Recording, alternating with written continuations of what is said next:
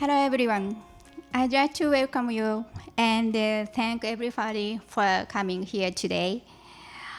This is the KGAP+SUMMIT 2022. KGAP+ stands for Keihanna Global Acceleration Program Plus. That is an acceleration program in Keihanna Science City for startups. So today we will have a panel discussion with our global partners, and also we will showcase our alumni startups in the pitching session. So please enjoy the program. So I am Makiko Tatsumi, Director of Business Development Office of ATL, and also I am a KGAP+ Program Manager. Yeah, so now I'd like to introduce the moderator and the panelists. So the moderator is Dr. Hiroyuki Suzuki.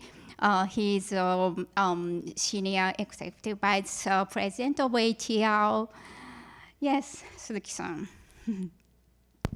Okay, hello everybody. I'm Suzuki of ATL and also acting as a program director of KGAP+. Thank you very much for being here today. Please enjoy this program. Thank you very much. All right, so next, the first panelist is from New York. Yeah, Mr. Murat, Aktihanoglu. He is on the screen. Yes, Mr. Murat is a co-founder and a managing director, Entrepreneurs Round Table Accelerator, the ERA. ERA is the leading accelerator in the New York City. Murat-san, thank you for joining. Thank you for having me, and I apologize for not being able to make it to Japan this time. Thank you. Okay. He wanted to be on the stage, but due to the visa problem, he will be on the online. Okay. So on the stage, so the next, Mr. Perry Quan. Yeah, he's a director of the National Research Council of Canada Industrial Research Assistant Program, NRC IRAP. So, please. No. Hello. Yeah, thank you, Suzuki-san and the organizers of the Expo for the opportunity to speak with you today. So I'm anxious to start this panel session and talk about KGAP+, which has been very good for Canada. So I'll tell you more about it once we start the panel. Thank you. Thank you. Okay, the next panelist is Mr. Abhishek Goel. He's a political and commercial officer of the Embassy of India. Please. Thank you. Thank you, Tatsumi-san, Suzuki-san, for having me here. I'm working at the Embassy of India in Tokyo, and I'm looking at the political as well as commercial, including technology-related initiatives, startups, investment into India. Looking forward to being here. Thank you. Thank you. Okay, so the next panelist is from Bavaria, Germany. So Dr. Ulrike, yeah, she's a ministerial director, Bavarian Ministry of Economic Affairs, Regional Development Energy. Please. Thank you very much. My name is Ulrike Wolf, and I'm in charge, among others, of international affairs and also of enhancing the startup business. So I would like to tell you more about the chances that enterprises and startups have in Bavaria. Thank you. Okay, and the last panelist is Ms. Yuko Kijimoto. Yeah, she's the director of AXIO, Tokyo Catalonia Trade and Investment Office. Thank you, Tatsumi-san. Thank you, Suzuki-san, having me here. and I'm from Catalonia Trade and Investment Office Axio, and it is from Barcelona, Catalonia region. So I would like to introduce some of the Catalonia startups and the ecosystem. Thank you. Thank you very much. Yeah, I know today we will have an audience so virtually online, so it's a hybrid event. So I will hand it over to Dr. Suzuki, please. Okay, thank you, Max-san. So once again, thank you very much for joining this event today. So before starting the panel discussion, I'd like to explain a bit about KGAP+ and our Global Innovation Network. So once again, I'm Suzuki of HL, acting as a KGAP+ director.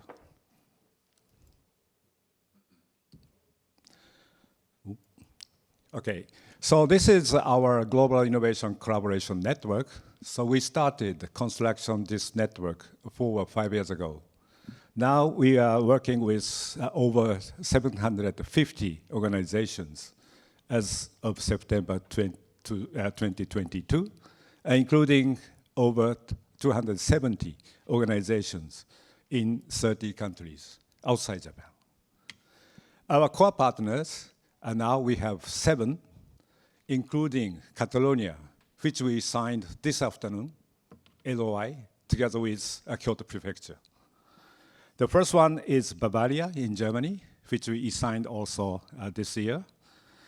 And Spain, Barcelona, Israel, India, Canada, and then New York City in the US.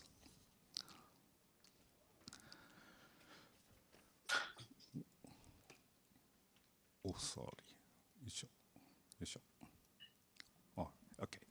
So more specifically, we are working with Israel Innovation Authority, Barcelona Activa, Invest in Bavaria, Axio Tokyo, and National Research Council of Canada in public sectors, as well as CII, NASCOM in India, and ERA, Entrepreneurs Roundtable Accelerator in New York City. Sorry. So KGAP+ is, as Max-san mentioned, the acceleration program in the Keihanna Science City. It lasts 3 months and held twice a year in summer and winter, totally online now. We set a goal, a POC or pilot testing with Japanese enterprises. Some selected startups can access to our global partners, including organizations sitting here. So up to now, we have completed batch 1 to 7 during the past 3.5 years and accepted totally 96 startups from 11 countries and cities, as shown here. So most important KPI for KGAP+ is, of course, the matching percentage. Fortunately, we could get a large number of 74%. This means 71 company out of 96 company were successfully matched with Japanese enterprises. And the name of the companies are listed here as an example.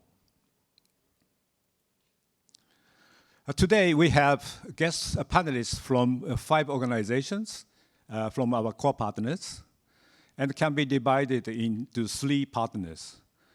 The first one is ERA and NRC in Canada, which started collaboration in somewhere around 2019 or earlier, and signed MOU in the same period of time. We call this initial partners. Then India can be classified as a midterm partner. We started collaboration somewhere around 2020 and signed MOU with the CII and the NASCOM in the year of 2020 or 2021, respectively. So we have another 2 organizations, which we call the latest partners. We started the collaboration after 2021 and signed MOU or LOI today, this year, the year of 2022. Okay, this is a kind of outline of KGAP+ and our record of collaboration with our panelists. So let us move on panel discussion. And we have prepared 4 questions. The first question is relevant to KGAP+, the KGAP+ in the past and the KGAP+ in future. And the rest of 2 questions are relevant to ecosystem in each country or districts. So Murat-san, can you hear me? Yes? You are muted. Yes, thank you very much. Okay, yes. Suzuki-san. So what Thank time is it now in New York? I think it's midnight. It's 1:10 a.m. Okay. 1 a.m. It's okay. Yeah. I'm very happy to be here. Thank you very much for joining such a midnight. Of course, Yeah. no problem. So the first question is relevant to KGAP+. Okay, since the collaboration with ERA started, I believe it's in 2017. And ERA has accepted totally more than 20 startups from Keihanna during the past 5 KGAP+ special program, which supports them to expand their business overseas, like in New York. So you are also, I know, working with countries or cities worldwide as ERA Global, including Tokyo or Ibaraki Prefecture in Japan. So how do you evaluate KGAP+? And do you find anything particularly unique in KGAP+? That's the first question to you. Suzuki-san, thank you very much. And Tatsumi-san, also thank you very much for inviting me. I'm very excited to be here, even though I couldn't travel to Japan this time. So first of all, we've been working together for a long time, and we've seen how the program started, and we've been involving our companies with the program. So we do work with many different partners from also around the world, as you mentioned. We do work with countries from Europe, South America, and also Asia. And KGAP+ is very special because it is actually built by ATR and Keihanna Science City, which is made up of corporate partners and very large corporations that are interested in working with startups in an open innovation ecosystem. So our company that participated in KGAP+ got very high value from the program because of the strong partnerships that KGAP+ has in Japan. So we see KGAP+ is a really very unique program that really helps startups create real partnerships. And it is really an amazing opportunity for global startups to enter Japan by partnering with you, who are very strong partners with these corporations. So we highly recommend the program to our portfolio companies and also any other company that we know in the US. And we are very proud to be a big supporter of KGAP+. Thank you very much, such a comment. I appreciate very much. Okay, so the similar question to Perry-san, NRC. We started the collaboration with your organization in 2019 by accepting 2 startups recommended by your organization in KGAP+ batch 1 and 2. Since then, you keep recommending startups to KGAP+. So what has made KGAP+ so attractive to NRC? Yeah, so we started in 2019, just before COVID. So we started through face-to-face matchmaking and interactions. Then we continued on through COVID virtually, and it's happy that we're back able to do face-to-face matchmaking again. So with regard to your question, in 2018, the NRC designated Japan as a priority country for Canada to partner with.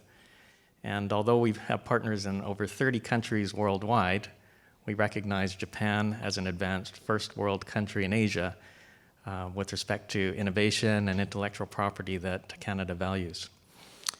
And we're seeing in Japan in general, in more recent years, more interest in open innovation amongst the Japanese major corporations. So we see that as a great match for Canadian startups. So Canadian startups are interested in working with large Japanese corporations. So we see mutual benefit, and that's something that KGAP+ certainly provides. So KGAP+ has been an anchor for us in Japan, especially in the Kansai region. It has an excellent base of major corporations. We like the friendly nature of the Kansai people to do business with. Really, I think, differentiating service is the mentor network, which we truly value. For Canadian companies, often they come to Japan. It's been their first trip. Really, they don't have any experience in doing business in Japan, and the mentor network is very important to them. And we've had 80% plus success rate in matching our companies, so it's been very good for us. Okay, thank you very much.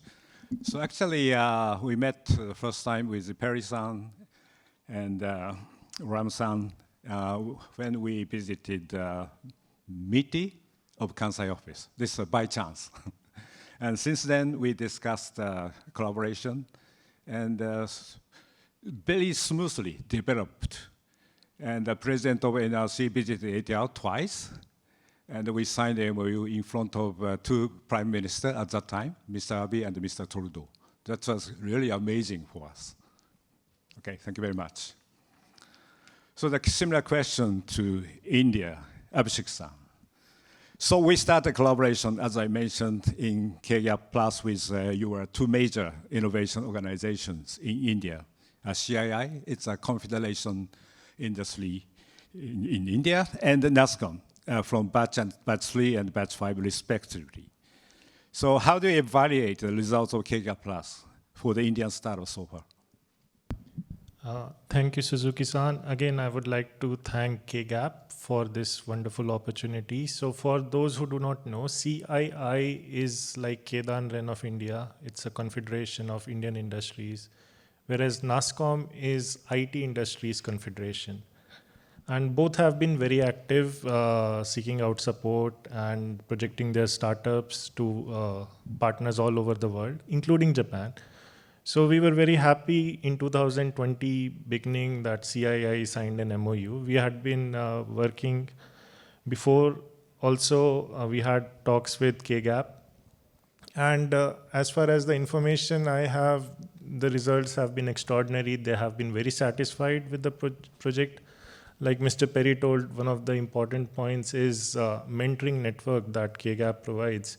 Because for a company, especially startup which do not have too many resources, they need a starting point to enter a country. And at that level, a mentoring network is very important.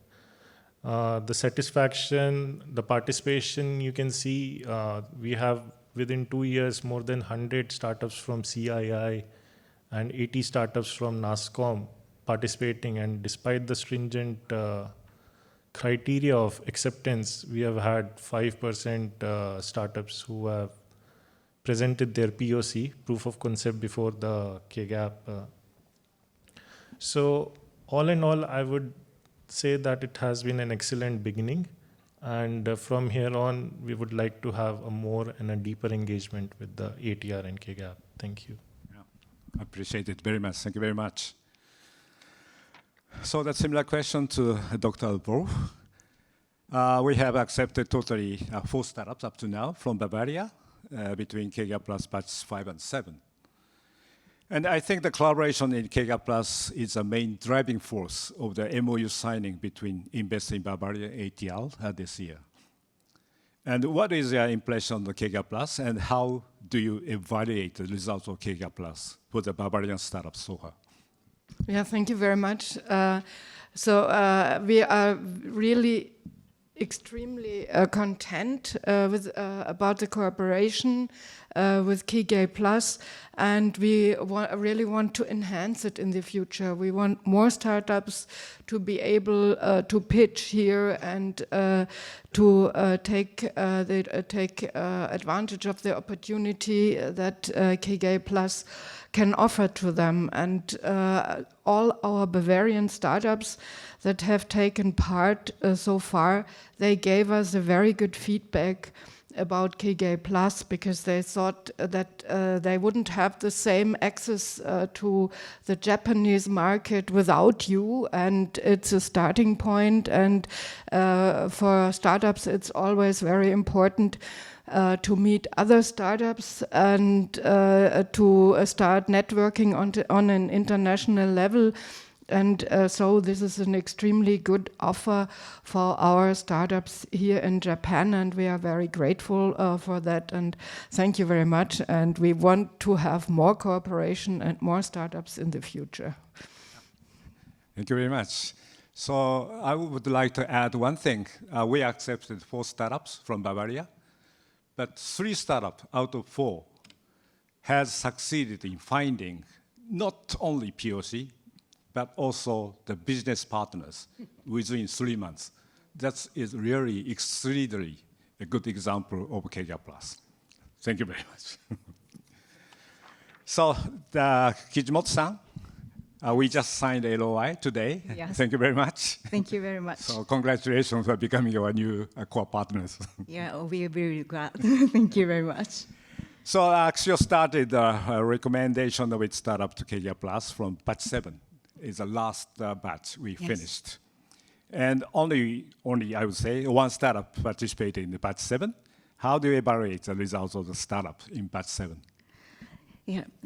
Well, first of all, I really would like to thank you to Mr. Suzuki and the KGAP+ team of ATR for letting us participate in this marvelous program. We are truly satisfied with the result for our startup in batch 7. Yeah, Innova, the name of our startup who participated in the program from Catalonia, had a really dedicated and detailed support from the ATR professional team. The ATR team understands deeply the technology of the startup, and they picked up and connect with various potential clients. As a result, the startup could find a number of Japanese companies who are interested in their technologies, and eventually could sign an MOU with a Japanese trading company who would represent the Innova in Japan from now on. So it was really amazing for us, and we highly evaluate this result. We thank you very much. And we believe this achievement would help decisively the Innova who starts testing their technology in Japan and explore a Japanese market. Well, we, back in about some 7 years ago, we started promoting startups and the startup ecosystem of Catalonia in Japan, because we noticed that the Japanese big corporates were more open and interested in open innovation than before. So since then, we tried various platforms to connect Catalonia startups and Japanese companies. But while comparing with our former experience, the KGAP+ program gives very much personalized support to overseas startups. And I think this is very important because Japan has some particularity in ways of communication or behavior, or requires a lot of formalities to the startups, which are sometimes difficult to understand the situation and overcome such situation without personalized support of professionals like ATR offered. So, of course, there is a series of competition sessions before being able to participate in the KGAP program. But I believe these steps are worth trying. So we will keep collaborating. Thank you. Okay, thank you very much. As Kijimoto-san mentioned, we accepted one company called Innova, which has successfully matched with a trading company within 3 months of our program. And the company will pitch after this panel session online to you. So please enjoy the pitch. And also, as Kijimoto-san mentioned, our outcome is not only the matching percentage, but also we always give the feedback to startups participating in our program. As Kijimoto-san mentioned, Japan has a unique way of business, So it is very useful for startups to know the insight or learning on the Japanese market so that they can explore their own journey after the KGAP+ finished. That is also a unique point of KGAP+, I believe.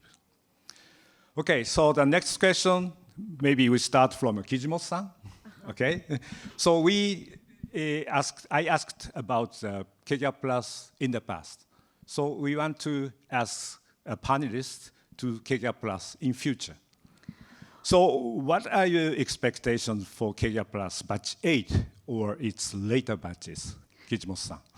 Well, I think, well, we only have one experience of batch 7 yet, but we see that we imagined that it may not be easy to keep providing same level of supports to startups as the ATR professional teams is doing now, because we really impressed how you worked, and it must be very hard to keep it on.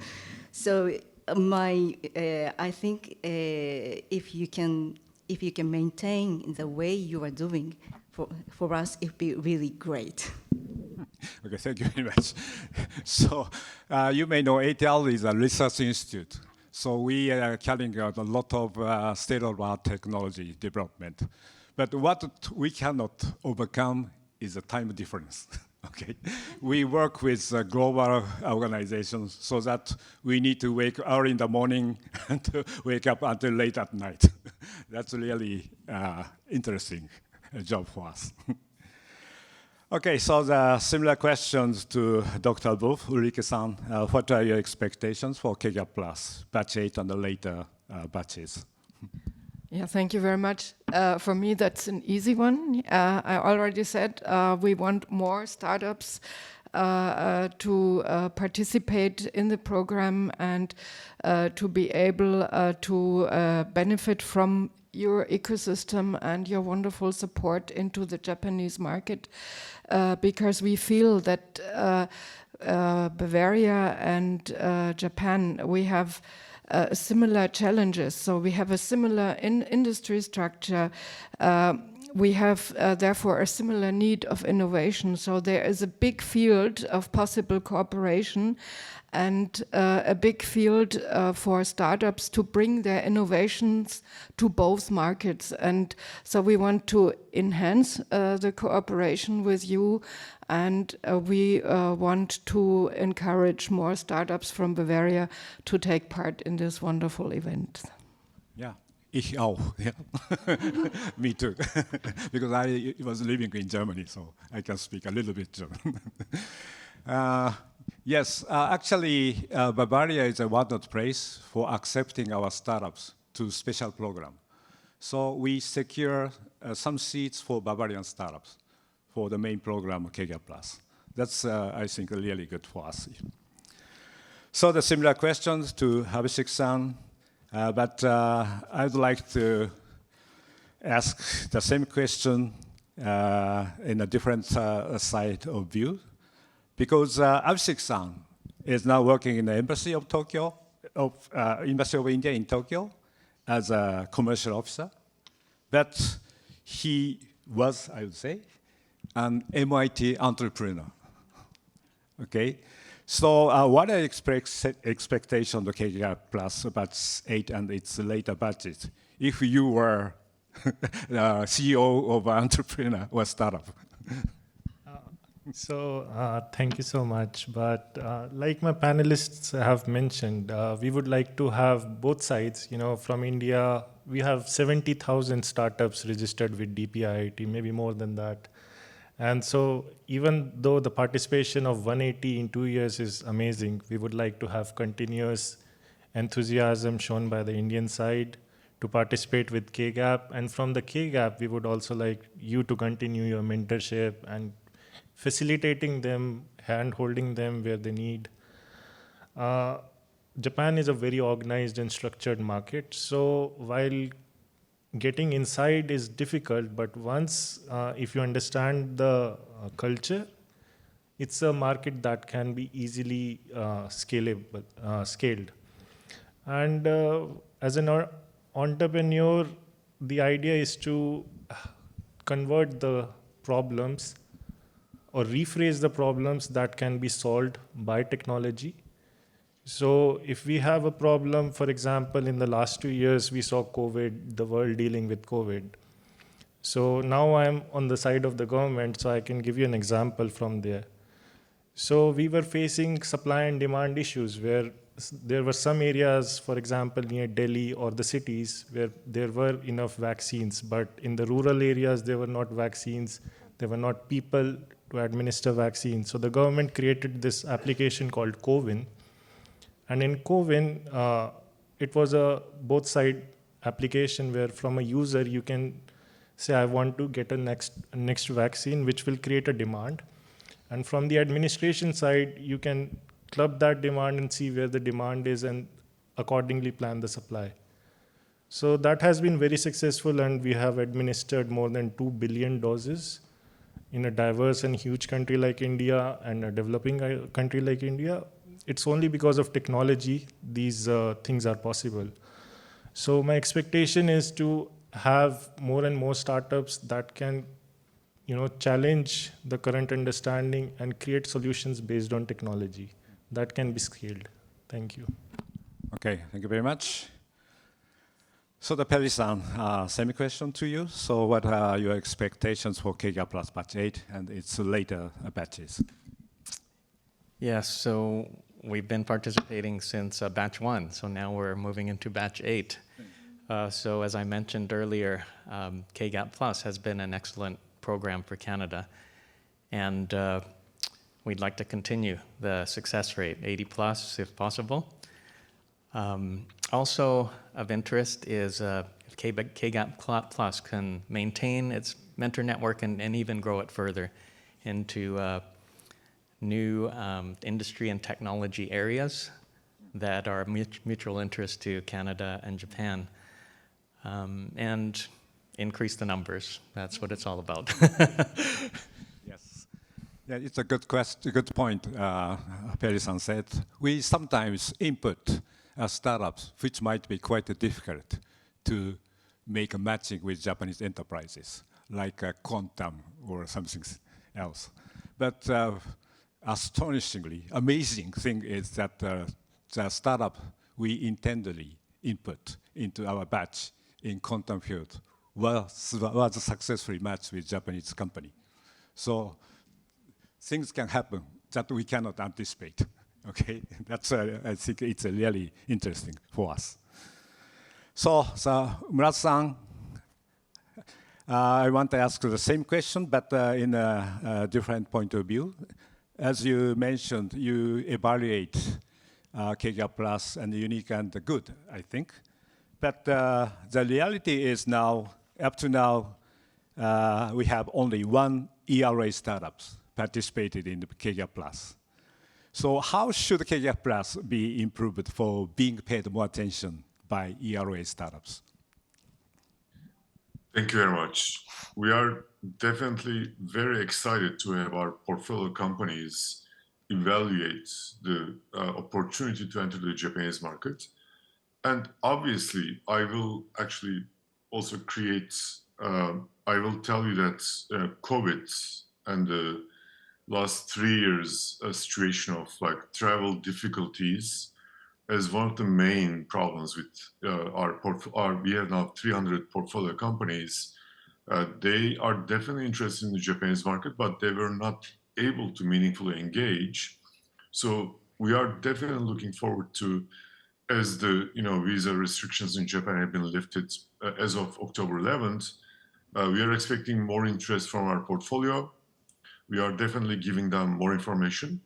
And if I may also plug in one aspect that we are seeing that many Japanese corporations are getting more and more interested in climate solutions, climate technologies, and we are more interested in climate technologies. So we are very much looking forward to having more of our climate portfolio companies engage with KGAP+, so that we can solve this very large problem together. Okay, so that's a good point for Japanese companies and ERA startups for coming to Japan. So additional question to Murat-san. When COVID started in 2020, or in 2020, we had a special program which resulted in the KGAP+ batch 3. In that sense, you said money is king. Okay, so please survive. So what COVID changes, how COVID changes the ecosystem in New York? How startups in ERA survive at this very tough period of time? Thank you very much, Suzuki-san. That's a great question. We did not know what was going to happen when March 2020, the world shut down. But if I may just speak in terms of New York City ecosystem, in 2020, startups raised around $20 billion. But then, as everybody knows, 2021 was a record year for the world for startups. In New York City, startups raised around $51 billion. So actually, COVID really created new opportunities for startups. Many investors started investing without meeting the founders in person. So many different geographies in the world started investing across other geographies. So in effect, it has been very successful in terms of startups. 2021 was a record year for startups in New York City and also globally. And this year, we are now in the first half of 2022, around $20 billion was raised by startups in New York City. So we are not as 2021, but we are still tracking in a really good way. We don't see any problems in terms of recession. But New York City is open for business. It's the second largest startup ecosystem in the world. And obviously, with our strong connections to Japan, we are looking forward to also hosting the KGAP+ companies in New York City end of October. Yes, we will take 6 or 7 startups to ERA in November, participate in the KGAP+ 7. So looking forward to seeing you, Murat-san, physically. Okay, let's move on to the questions relevant to ecosystem. So first, I would like to ask Abhishek-san. The third question. So I know, of course, India is producing a pretty large number of startups every year, including, as far as I remember, over 19 unicorns, 90 unicorns last year. Since your country is developing so fast, I guess there are many issues that can be potential business target of these startups. What are main motivations of entrepreneurs in India? What I mean is, do they start startups mainly to solve domestic issues or to have an ambition from the beginning to do global business?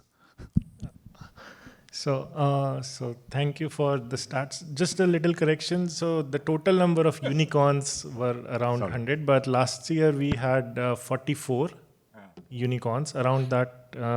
So around 4 per month, which again, like my colleague here mentioned, it was a very good year for startups in India. And so India is a developing market. It's a huge and a diverse market. And as a developing market, the structures are being created. So the institutions are being formed. And so the potential is incredible. Now, talking about the motivation, what these startups have, it's both. Of course, there's a monetary incentive to launching a startup which invests in the future for yourself, for the society. But there's a societal aspect also. For example, the startup that I had as a founding member, Shuttle, which was for urban mobility. So the idea was to solve the problem of traffic jam in India by creating a tech-enabled solution. So while the startup was scalable to different cities, we had the plan to maximize the use of public transportation and minimize the use of private transportation. So it's a fine balance between both, where your personal interest as well as societal interests are balanced. And many startups have grown from India onto ASEAN countries, and US and Europe has been a big market for them. So the global ambitions are definitely there. Many have been able to scale their products in accordance with the local culture and the market. So US and UK, Europe has been an easier market for Indian startups because of Silicon Valley connections and the history between the two countries. Japan is a recent entrant into that space, and we would love to see more and more Indian startups. PayPay is a good example where Paytm, Indian startup, is a founder of that. And PayPay has done wonderfully well in Japan. So I would like to see more and more startups here also from India. Yeah. Thank you. Thank you. So we find that Indian startups are pursuing solving social issues. That's really a little bit amazing for me, because I thought Indian startups launch a new company to get the money. But not the case. Sorry for that. Okay, so the Murat-san, I remember that I asked the same question to you 4 years ago. We started a collaboration with ERA, because for Japanese, innovation, startups means Silicon Valley. So when we started the collaborations with New York City, why you work with New York City? Why not Silicon Valley? So I asked Murat-san this question 4 years ago. So I'd like to ask you the same question now. How is the innovation ecosystem in New York different from that of Silicon Valley for two old audiences? And also, have those differences changed over the past 4 and 5 years? That's a question to you. Suzuki-san, thank you very much. This is a subject question I get asked quite often. But obviously, currently, New York City is the second largest startup ecosystem in the world after Silicon Valley. And New York City is growing actually faster than Silicon Valley because COVID kind of showed everyone that actually being in Silicon Valley is not required to become a successful startup and to be a successful investor. And many people left California for other places. And at the moment, New York City is growing really fast because New York City is the largest city in the US. New York State, as an economy, is a very large economy. It can be ranked 11th in the world if New York was a country, independent country. And the culture, I think, is the main point. I always tell people that New York is a very open ecosystem. It's an open network. It is very easy. It's a very cosmopolitan city. So it's very easy for global companies to enter the US from New York City. So now that we have been investing in New York City for 12 years as ERA, and ERA Global has been running for 7 years. So we are seeing more and more evidence of companies going to Silicon Valley and not really being able to make the right connections and create the right partnerships. While in New York City, they are very quickly integrating into the environment. They are meeting investors, corporate partners, other startups, and building a very strong entry point for their companies. So we are, as well as ERA Global and working with KGAP+, we are also investing now globally and bringing those companies to New York City. So we are very excited also about the growth of other startup ecosystems around the world, like Bavaria and Catalonia, and also obviously we work with Canada and India. But we think that New York City is really also currently becoming a climate venture capital center. I think most of the climate investments are coming from New York at the moment. So even though I'm originally from Turkey, I am really very excited about New York City as always. Thank you, Murat-san. I have actually the similar impressions when I visited Silicon Valley and to start a collaboration. That was quite difficult. But New York City is really open, and they welcome us very much, and it's quite suited for Japanese companies, startups to do business in New York City. So ELA is the best gateway to start a business in New York City. Okay? Okay. So the next question is to Perry-san. Okay, so Canada is really a big country. So to keep your ecosystem sustainable, I think it's tough work. So to do so, maybe you have a system called advisors. So what is the role of advisors, and how you can maintain the innovation ecosystem in such a big country like Canada? It's a question to you. It's a good question.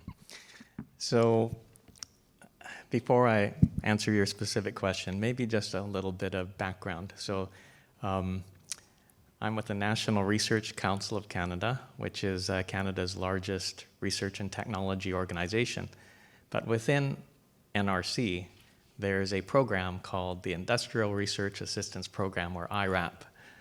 And you can view it as Canada's largest seed stage and Series A investor. So under IRAP, we have these advisors that you mentioned. And there's over 250 of them all across Canada. Like, Canada's a large country. And they're located in over 110 cities across Canada. So these advisors reach out in the communities, work with the CEOs of the companies directly, and each advisor might have a portfolio of 20 to 30 companies that they work with. So we say that our advisors are kind of like the special sauce of IRAP. So they come from industry. They all have usually 20 or more years of experience in industry. They all have business as well as technical backgrounds, so engineers, scientists, but also business development, business management, finance backgrounds. Some have been senior executives in large corporations. Others have been entrepreneurs themselves that have taken companies public. So, you know, quite senior people with a lot of expertise to advise and mentor our young startups. And with 250 of them, we have expertise in pretty much every business, industry and technology area. So yeah, that's what an advisor does, and I think they're really important to maintain the ecosystem. So you communicate quite often with these advisors, physically or by email? How do you communicate with these advisors? Yes, we do. So my team, we're in charge of international cooperation. So we have advisors ourselves. They're international specialists, like Harvey Lamb there is responsible for Canada, Japan cooperation. But then the 250 work more at the regional level. So IRAP is divided into 5 regions, actually Pacific, Atlantic, and some other regions. And so they're out there working daily, with the companies. And then at the international cooperation level, we have mechanisms to let them know about the international opportunities like KGAP. And when the regional advisors have clients interested in our programs, then Harvey would work with them directly and get them engaged and go through the intake process for like KGAP. Okay, thank you. I understand. So the Ulrike-san, yes, as you mentioned, I think Japan and Bavaria is something similar. Okay, so I know Bavaria is located by a large number of world-class companies, like you may, of course, know BMW or some global companies. And many of which have strong R&D capabilities, of course. So how does the Bavarian government you are working in position startups in this context? And what role do you expect the startups to play in Bavaria's future economic development? That's a question to you. Yeah, thank you very much. This is a very good question. So let me explain first. Bavaria has been building an ecosystem for startups like 20 years ago. We started. And by now we have 19 digital and 19 technology-oriented incubators. So it's very few compared to Canada and compared to India, but we are part of Germany, quite small country, 14 million people. So 38 incubators is a number. So in these incubators, we have network activities for the startups to network together and also to network with our large enterprises. And we have pitches where we have opportunities and events where they can pitch in front of those enterprises and established enterprises. And we have a system of business angels that helps startups to find investors from big companies. They are company owners who want to invest in the startup and in the scale up. We realized that like 10 years ago, we realized that we were quite okay in encouraging startups, but we were not so okay in the scale-up phase. So we made a lot of efforts in the last years to improve the scale-up. We have a state-owned company who invests together with private people in startups in their scale-up phase. So they will become part of the company. They will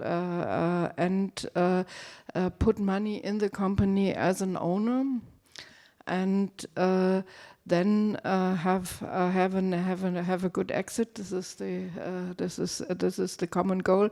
For instance, one of the startups which is going to pitch here today has already money from this organization, and then we have another. Organization.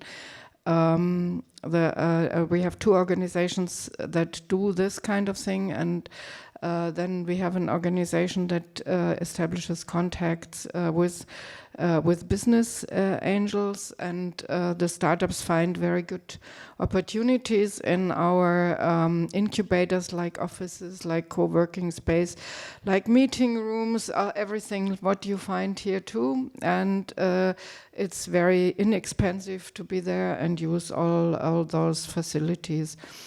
And then, of course, we subsidize the founders from universities. We have a very established university system with 9 state-owned universities and 24 universities of applied sciences.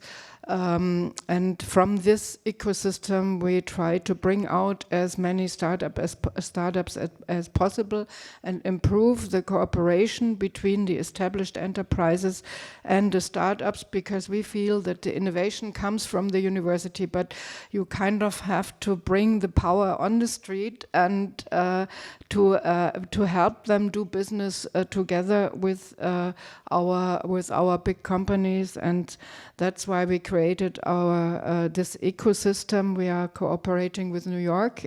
Thank you for mentioning. And what do we want in the future? I would say we can't compare ourselves to India, but we want as many unicorns as possible. That's and I'm proud to say we already, even if we are only a small country, we already have some unicorns, and we want all the research and innovation that is done in the universities to transfer into the business and prosper there. Thank you. Yeah, thank you very much. So you may think Bavaria, Munich, is a place for sightseeing. Okay, it's all the big city, as well as maybe Oktoberfest or beer. But we had a chance to visit Munich this May, and what we found is that Bavaria is really changing. Okay, please visit Munich Ost. This means München East. Okay, there are many buildings being built that will be used for innovation and startups. That's really amazing. Yes, and as Ulrike mentioned, Munich has a very good university like Technische Universität München. Yeah, that is the origin of providing startups, young startups, and young entrepreneurs to Munich, I believe. And responding to the answers of Ulrike-san, I'd like to ask the question to Kijimoto-san. Okay, so I know Catalonia has a lot of good universities, like Munich, of course, and the research institute, maybe supercomputing and some other areas, and want to learn how Catalonia is incorporating their research seeds into its innovation ecosystem, and what role of is Axio playing in this process. That is what we learn. Thank you, Mr. Suzuki, asking for us. Well, as you say, there are many research institutes in Catalonia, and in order to incorporate the research seeds of these entities into its innovation ecosystem, Axio plays various roles. Well, first, let me explain a little bit about Axio. Well, our headquarters office is known with the name of Axio, and it is a Catalan government entity to promote trade, investment, and innovation. And there is some 40 offices all over the world of Axio. But all the overseas offices are called Catalonia Trade and Investment. And well, Axio, the name of Axio stands for Catalonian Competitiveness Agency. So we are working for competitiveness. So it means that our goal is to enhance competitiveness of Catalan business and research communities. Our activities of promotion of trade, investment, and of course innovation are all aimed at these purposes. And while relating to research seeds or startups spin off from research institutes and universities, of course, I can summarize that Axio is doing 3 areas of activities. The first is mapping of technologies and mapping of startups. And the second is financing the startups and supporting them to expand, of course. And the third is helping them to commercialize and internationalize their products. The first one is mapping of technologies and the startups. The Catalan government is creating a sort of directory, a catalog called Tecnio at Axio's website to visualize the research lines and outcomes of research institutes and university laboratories so that the national and international companies could access easily to the fruits of research communities.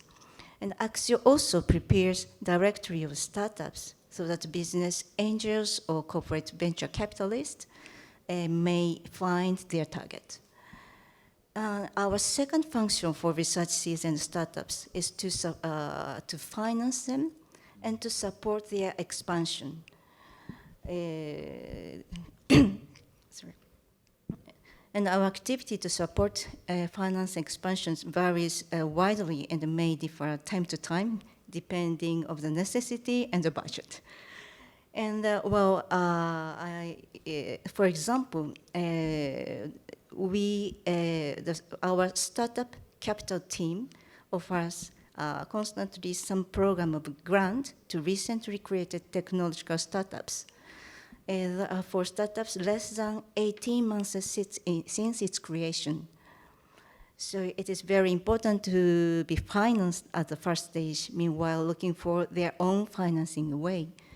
So at the same time, Axio also has been organizing more than 25 years regular events to match startups and business angels. Axio invites business angels not only from Spain or Europe, but also from all over the world, United States, so as to provide opportunity for startups. Of course, our innovation team works regularly to consult individual basis to assist the needs of each startups and offer advice of solutions for their needs. And at the end, Axio helps commercialize or internationalize the research seeds for startups using various tools, such as matching events or technological trade missions.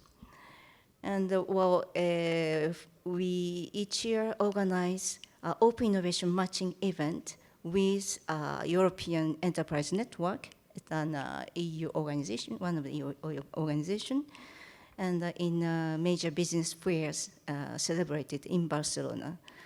In four of them we are doing.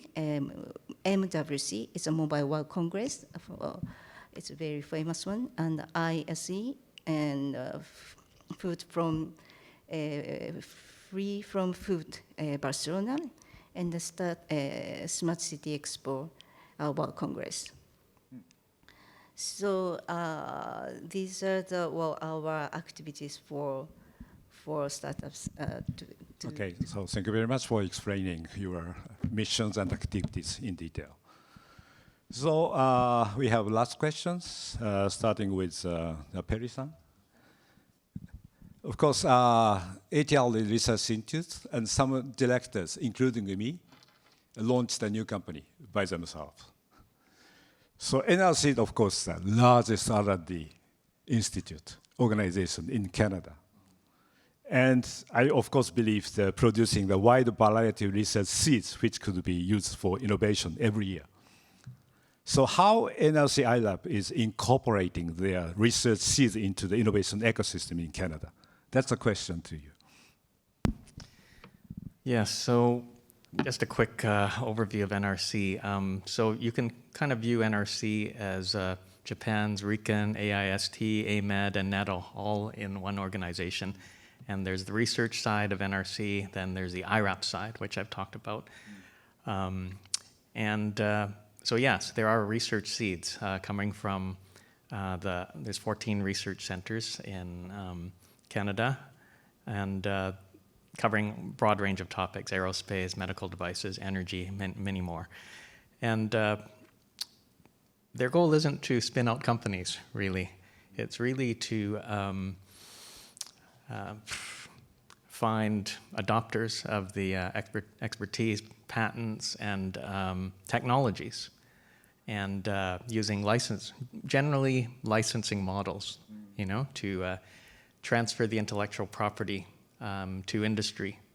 And that's where IRAP can help, bringing small, medium-sized enterprises to NRC as potential adopters of that technology. It's a work in progress, though. I think we'd like to do more of that, but we've had several success stories, and we have mechanisms that we built to capture the IP and the expertise within a database and post it on a website so that Canadian companies can have access to it. Okay, thank you. I understand you are doing similar things like ATL, and I want to learn more later. Okay, so the next question is to Ulrike-san. Yeah. So Bavaria, as I mentioned, also acting as a host of KGAP+ special program which means we send startups to Bavaria. So they are, of course, looking for business chance in Bavaria. Yeah? And what are expectations of Bavaria for startups coming outside Germany or Bavaria? How do you expect the roles of Japanese startups, for instance, to Bavaria? Well,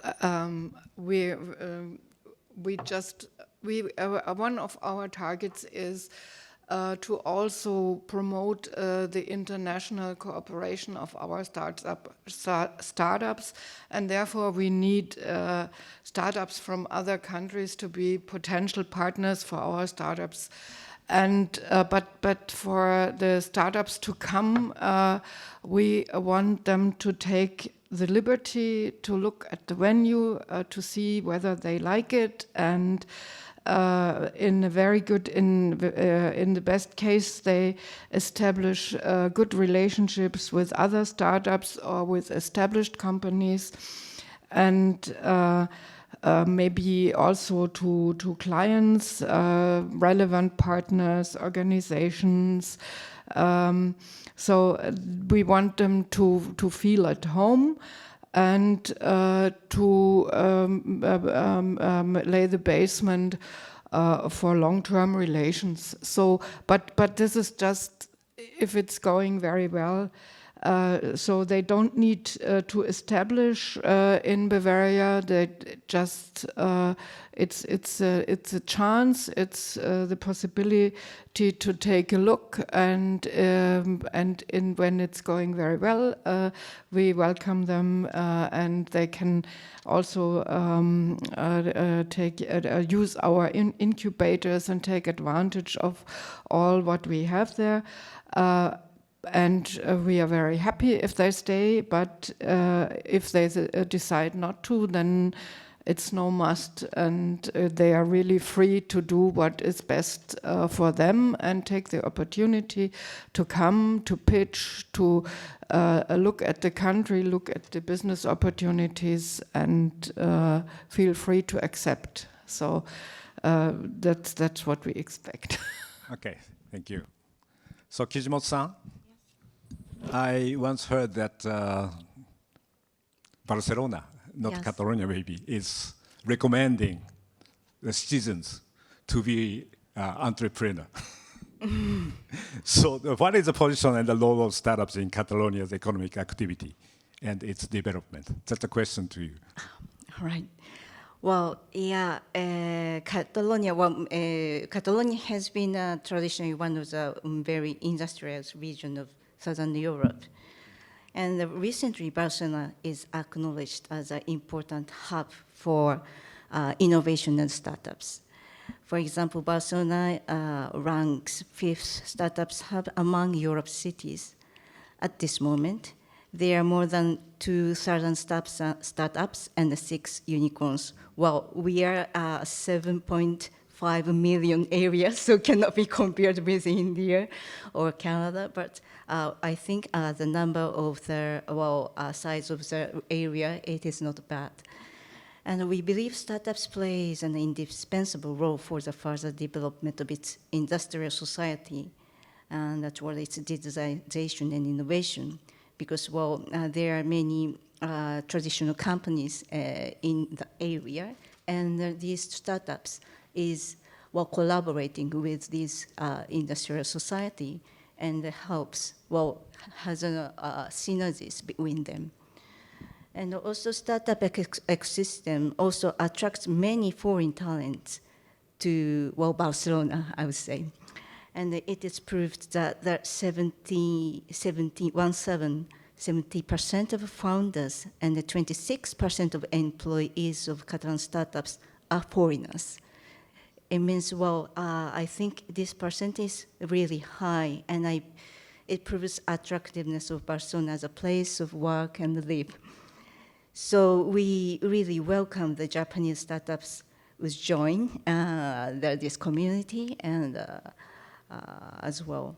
But so for Catalonia, it is very important, this movement of talent or attraction of talent through these startups. I think.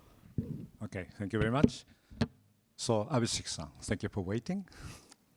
So, as I mentioned, we provide insight or learning on the Japanese market with a global startup participated in the KGAP+.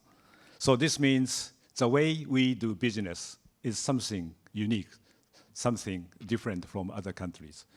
But the situation in India is the same, I believe. And Japanese startups, I would say, should look at India to do business.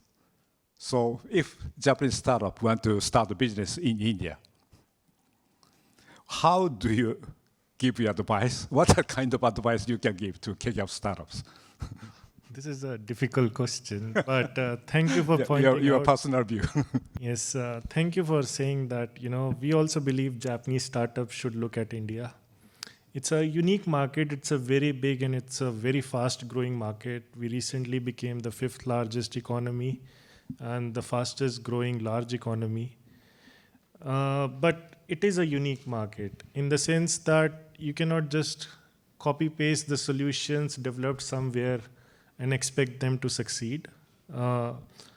India has had success with international startups coming into India. You see the biggest startups in India being in e-retail. So you have Amazon from the US as well as Flipkart, which is Indian startup, which was bought recently by Walmart. So you have both the biggest e-retailers of the world competing in the Indian market. Similarly for ride-hailing services and other. So there is a history of international startups entering into Indian market. The only thing is you have to adjust yourself to the Indian expectations and Indian consumer mindset. For example, I remember when Uber came, so they did not have a cash-based model. So everything had to be cashless. An Indian market was where people want to give you money by hand at that time. So Uber had to change and introduce a cash option and had to devise a whole logistic supply chain for how that cash had to be managed. But then once they did it, it was a very successful venture for them. Similarly, for e-retailers, again, because of people not being used to having things ordered online and paying online, people wanted cash on delivery. Once you see the product, you say, okay, this is okay, then I'll give you my money. And Flipkart, which is an Indian startup, designed that, and it became a huge unicorn, more than $20 billion, I think. So you have to adjust according to the local criterias and conditions. One advice I would give is don't be influenced by others' successes or failures. Do your own market research and then find a reliable partner. So if you have these things, then I'm pretty sure that Japanese company, they have been successful in industrial, automobiles, and other components. And Japanese startups will follow suit in doing that. Thank you. Okay, thank you very much for answering difficult questions. So Murat-san, I would like to finish the panel discussion with your answers. You mentioned a couple of times climate change on this panel discussions. So I know you are pretty much focusing on the climate change via LinkedIn you are addressing. So could you explain what has made you to do so with an eye as a managing director of a leading tech startup accelerator in New York City? Suzuki-san, thank you very much again for having me on this great discussion. So a couple of things. First of all, obviously, the US just was hit by a very large hurricane, Ian, which caused the biggest damage in Florida in history. And so climate change went from, do you believe in climate change, to we are really, everybody now is experiencing it with flooding, fires, and heat waves and other disasters. So the mainstream opinion is really now around 75% of people are worried about climate change, and they are either anxious, really worried, or they want to take action. They are changing their purchase behaviors. The second, around 160 governments from around the world have committed to being carbon neutral by 2050. So this is amazing. Out of 193 countries, 160 of them committed to being carbon neutral. And corporations, around 45% of the Tokyo Stock Exchange, Tokyo Nikkei Index, have committed to being carbon neutral. And obviously in the US, like I think most corporations did commit to being carbon neutral. And from the venture capital side, Clean Tech 1.0, which happened from 2006 to 2011, was not successful. Chinese subsidies and other incentives really killed many US startups, battery startups, and some solar panel startups. But now, with the 3 new legislations that happened in the US, the first is the infrastructure bill, the second is the Inflation Reduction Act, and the third one is the CHIPS Act. There's like more than $1 trillion of government incentives and subsidies available to the climate tech industry. So we've been tracking this for the past 3 years. Through our mentor network, we are very lucky to have amazing climate experts. One of them is Peter Goldmark, who used to be the president of the Rockefeller Foundation. So we have been really very mission-oriented in our approach, that we really want to enable founders that are creating those new technologies that will help solve the climate problem. But we are also realize this is a very, very large economic opportunity, because right now there is not enough money available in the early stage of climate venture capital. So it was really a very natural progression for us to focus on climate. And we are currently raising a separate climate fund to be able to invest in climate companies directly and lead their rounds and take board seats. So and plus, my co-founder and I, we are very, very passionate about helping founders solve this problem. And also, as I mentioned, we are very excited because I've been talking to some very large Japanese corporations in the past month, and they are all really 100% committed to focusing on climate change and becoming carbon neutral and investing in climate change technologies. So it really was, everything was very natural and organic. Like we just followed what was in front of us. We did not do anything special. Okay, I understand. Thank you very much for explanation. So the time is now finishing. So I would like to summarize this panel discussion.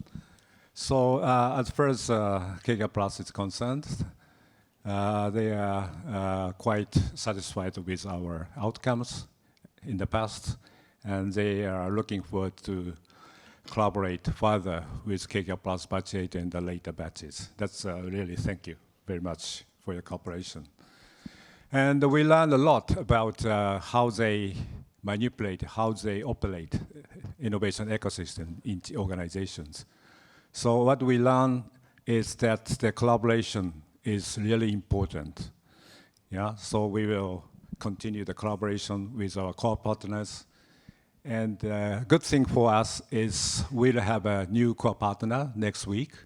And within this year, maybe we can have another couple of core partners to our Innovation Global Network.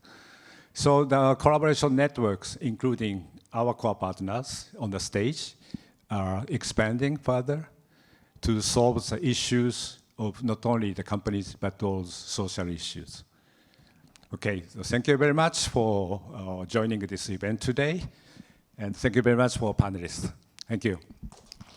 Thank you very much. Yeah, please give a big applause to the panelists.